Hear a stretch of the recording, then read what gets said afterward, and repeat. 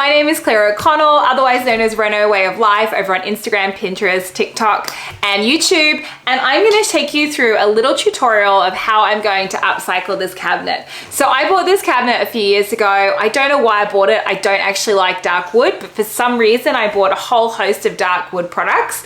And so I'm slowly going through the process of lightening them. Now you may have seen my recent upcycle of our bathroom vanity, where I took a dark cabinet and I made it into this beautiful, lovely natural wood vanity, and I'll share the link with you here. And so I'm trying to attempt to get the same finish for this cabinet. So that's the thing with an upcycle, is don't be afraid to try something new, because worst case scenario, you can just go ahead and paint over it and get a completely different finish, but at least you've tried. And take out all of these drawers first off, and then I'm going to work on each drawer separately as well as the unit. So let's get this downstairs and let's get started.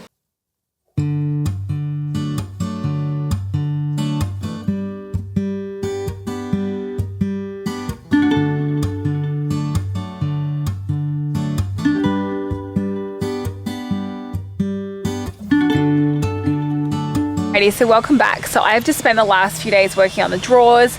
They're looking pretty good, but I'm not going to show you just yet. I'm going to start working on the base. So it's going to sand it. It's going to take a little bit longer. So I'm going to start with probably an 80 grit and then move to 120 and then 240 for a finish. And that is just, so the lower the grit, so the 80 is just more coarse. That's going to help me really eat up that top layer. You don't want to make it too coarse, otherwise you'll actually start to eat into the wood, which you don't want to do.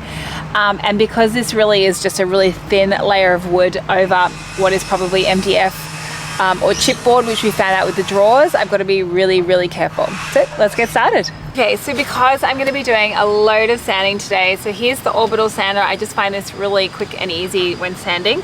But just make sure you have some extra batteries. So I've got a couple extra batteries charged up. I'll probably chew through these by lunchtime. So you probably want about 3 or 4 if you have them. And then obviously, because they're quite heavy on the battery, so they do eat them up quite quickly. And you're pretty much sanding for, you know, a good amount of time. So let's get started. And as with any sanding project, make sure you need your PPE. So make sure to always wear a mask, glasses, always, and earmuffs when you're using the electric or battery operated sanders.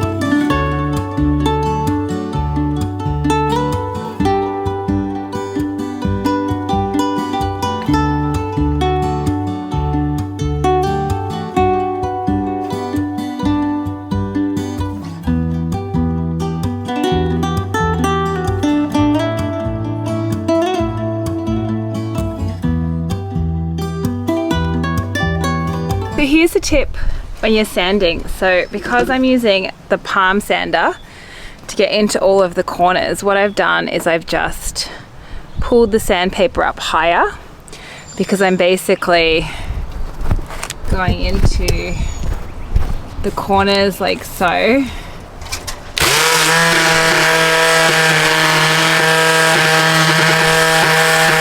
So we are progressing nicely, as you can see. Now, there's still a lot of dark bits in the center. I don't know how hard I'm going to work to get them out. Like I said, I don't need it to be perfect. I'm quite happy to have a little bit showing through. It's almost like a distress look coming through the opposite way, because I normally do, you know, dark and then light. But yeah, so I've got a sanding pad. It's a coarse sanding pad, so I'm just going to go through and give it another sand, and then go through over it again with a fine sander, and then hopefully I'm ready to start staining.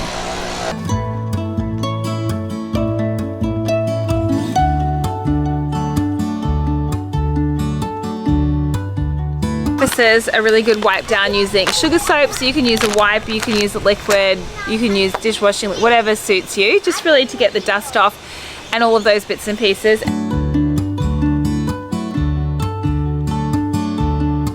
So the final step is I'm going to use the Feast Watson Liming White. It's a stain and varnish. It'll just give it a really even texture. As I've said to you already, when I upcycle, it's never meant to be perfect. That's the whole point of buying something old. All of those flaws, all of those imperfections are character. So what we're going to do first off is and then what I'm going to do is I actually use just a simple old chucks to apply this, and I just like dip it in and I go back over it and just wipe off any excess. Because it's the stain and varnish, it is a little bit sticky, so my tip to you is don't continually go over the one spot. You sort of need to go over it once, maybe twice, and then, you know, wait until it's fully dried before you go back over that same spot. So it takes about a couple hours to dry, depending on the weather. If it's really humid or if it's really wet, cold, I probably leave it a little bit longer. No harm.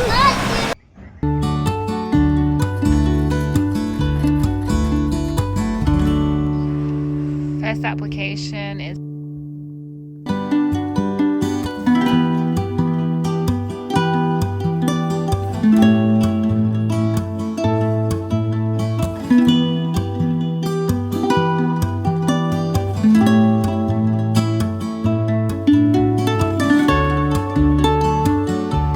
So we've finally finished the cabinet. I'm really delighted by how it turned out, and it's now time to put it all together. But before I do that, I wanted to put the handles on. So I didn't like the original handles, and this is what they look like before. And so instead I found these black handles, these black mushroom handles, similar to what I used in my vanity upcycle. I found them at Bunnings and I sprayed them a brass, and then I was actually going to make some leather handles for the double handle pulls because they're not a standard size. Unfortunately, I couldn't find an actual just normal hard handle, so instead I was going to make some leather handles, and then I went to Bunnings and I found these. So I was actually super excited when I found these because it means that I don't actually need to make them, because by the time I probably would have made these, it probably would have cost about the same as buying them new, and it saved me a ton of time. So let's get them installed and let's get going.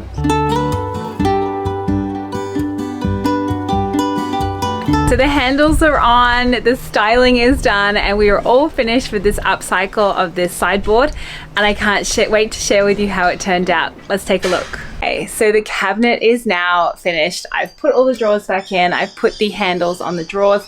I wasn't really sure how the handles were going to work out because I'm using the leather straps down below and the painted hammered brass handles up top, but actually I love them together. I think it turned out really, really beautifully.